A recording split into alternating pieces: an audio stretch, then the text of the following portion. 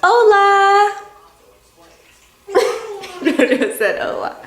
Okay, so I've been wanting to show you guys how we budget. I got a lot of positive feedback on our debt-free journey video, and it inspired other people to get started on theirs.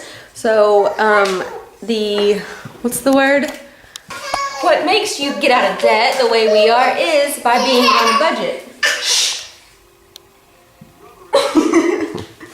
Okay, so I'm going to show you how we do our zero-based budget. I feel that that's very important during baby steps 1, 2, and 3, where you're saving up your emergency fund and you're trying to get out of debt, because you're able to see which areas need to be tightened, and your goal is to throw as much money as you can at your debt or your emergency fund. So with a zero-based budget, you want your income minus outgo to equal 0. Every dollar has to have a name and a purpose so that you're not foolishly spending the way we used to do. You have to write everything down. Everything has to have a purpose. If you don't write everything down and put your dollars where they need to go, then you'll look back 10 years later and wonder where your money went. And it's not easy, it's hard, it takes a while to get it down. Especially if you're newly married, because I would say me and Jessica's known each other a long time, but whenever she started figuring out just how much money I actually did spend on useless, stupid crap, and even myself, I really realized it. Fortunately for Jared and me, I am a super huge nerd, and I enjoy doing these spreadsheets, and I enjoy doing the budget, and he just kind of gets to sit back. I'm the free spirit, and I enjoy it. Yes. But I used to stress about money all the time. But so I'll do it at the beginning of the month, and then we will sit down and discuss it, which is very important if you're married, because I used to just do it and then give him his money and tell him, okay, this is what you get to spend, and that wasn't working out.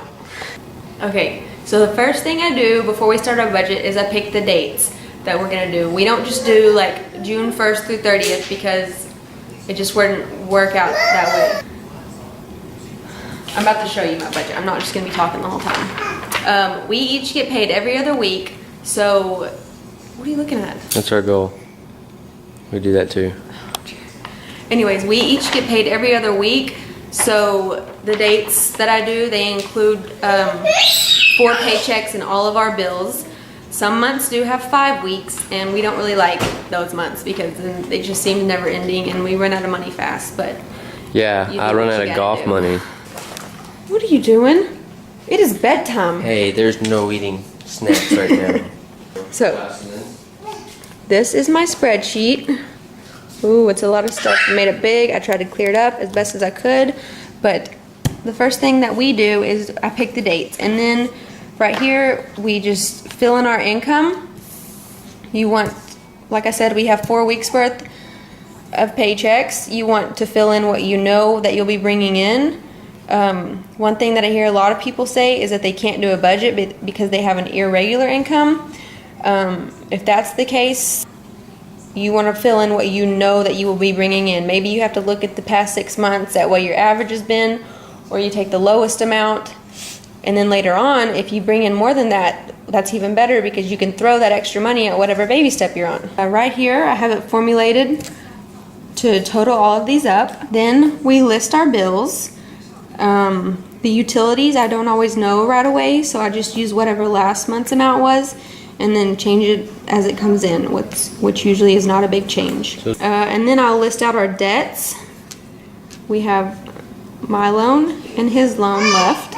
After you've been doing this for a while, you're just going to be filling in the blanks. So you fill all those in. These are all always the same. I mean, these are changing, and then these are our goals to get paid off, and I'll explain the savings in a minute. And this is just, it doesn't need to be there. But anyways, now for the envelopes. That's where you really have control on what you spend. You can pick your categories, whatever you want to spend your money on. It's your money. You can tell it where to go. Ours is always changing, and that's completely normal because that's life and life happens. So I take cash out twice a month. That's what the blue section is. You can do it once a week, once a month, whatever works best for you. But the amount I'm able to take out is based on what bills are due at that time and how much I'm able to take out. So that's where it can get a little confusing, but it just takes some time to figure out what works for you. and I gotta point out, these we do not take cash out for, they're taken out of our account. Gas, we do not use cash, but we do try to stick to a gas budget. Groceries, I go grocery shopping every 2 weeks, so I take cash out twice a month. Our personal envelopes, those are not super important, so I mean, we just take out whatever we can afford at the time. Restaurant money, I take out twice a month. I don't like to take out all the cash for things like that at once, because then we might spend it all at the beginning of the month and not have any left over for the end of the month, and that's no fun. So next, church, that's a very important one. I take cash out every 2 weeks. So next, gifts, not a category we should have while trying to get out of debt, but I don't know how to just not give gifts for birthdays or Mother's Day or baby showers or whatever. Medical, this is for co-pays at the doctor and prescriptions or medicines for when JoJo gets sick, because me and Jared don't really get sick. And that can usually come out at the end of the month. Car repairs, I figured up what it would cost for both of our cars, registrations, inspections, oil changes for a year. I divided that up by 12, and so we take some cash out each month to cover those. Home repairs, that's for things like broken toilet parts, air filters, maybe a new water hose, things around the house that randomly come up that need fixing. Clothes. Clothes, we don't do a lot of shopping these days, but we still do need to set a little bit aside. I think we do like $20 a month. So these, I don't know if you can tell, they're highlighted in purple. These are our sinking funds, which are like big events or things that come up once a year that you have to pay for, that you should save up for. The first sinking fund that we ever did, besides our Vegas trip last year, was our HOA dues. Which we just paid this past January. We started setting aside money for it a few months ahead, and when January came around, we got the bill, and it was nice to have that cash and pay for it right away. Hey, you should tell them that we planned that Vegas trip before we started getting out of debt. So this time, I started a year ahead for our HOA dues, so we're just having to put like $25. Dude! We're taking a couple of family vacations this summer, so we've been saving up for that.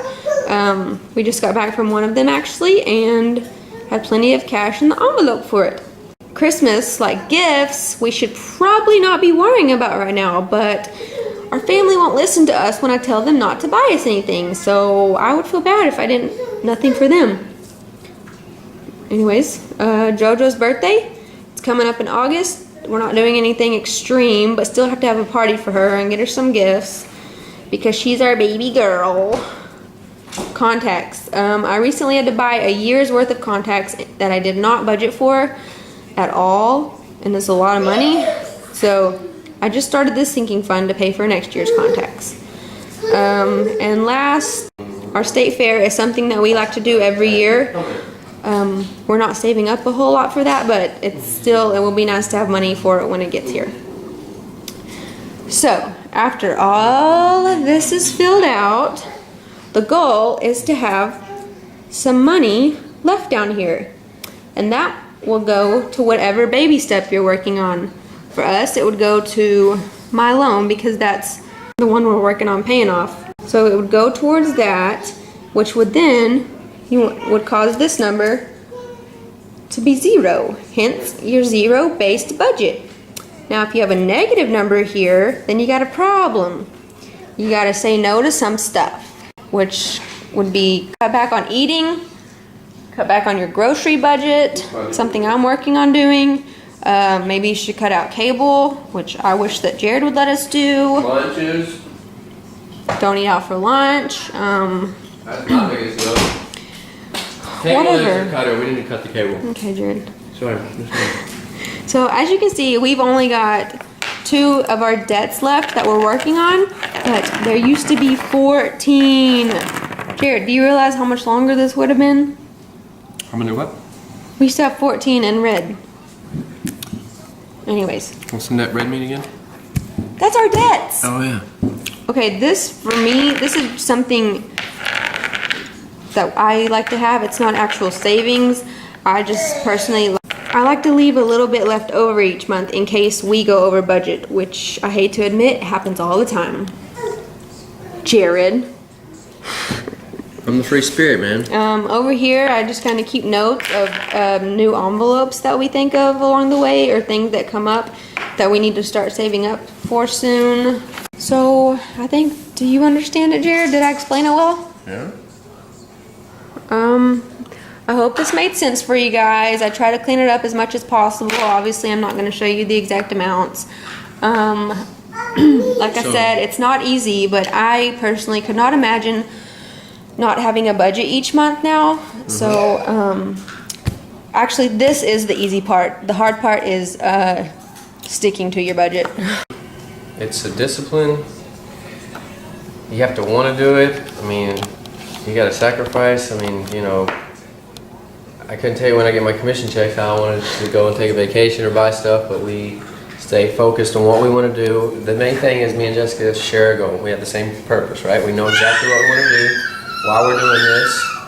And if you have the common goal with your spouse, and even if you're single, you know, you still just have a goal that you want to set, and it's your outcome to do it. And to have no debt for JoJo, and we want to start building wealth. And we are about $17,000 away from that. We started at $90,000 18 months ago. And we wouldn't have been able to do it without the budget. No, Dave Ramsey. Okay, Dave Ramsey taught us the budget. Dave Ramsey. Okay, that's it. Stop talking. I really encourage you to try this out. It really opens your eyes to how you spend your money, and it's definitely necessary if you're trying to get out of debt. So thanks for watching. Leave a comment. Let me know what you thought of this video, or a thumbs up, or subscribe. And thanks. Oh, thanks.